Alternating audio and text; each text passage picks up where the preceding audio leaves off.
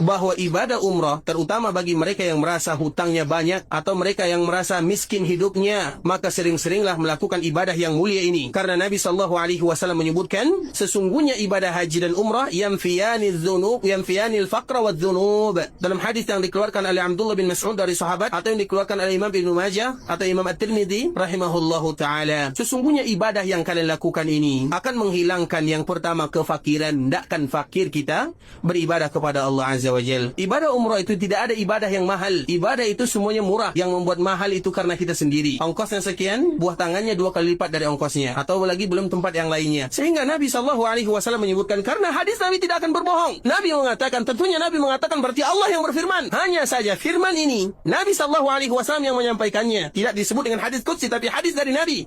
Maka Nabi menyebutkan yanfiyanil dzunubi wal faqr, yanfiyanil faqr wad dzunub, akan menghilangkan kefakiran dan juga menghilangkan dosa-dosa kalian. Hilang dosa, hilang kefakiran, apalagi yang kita cari?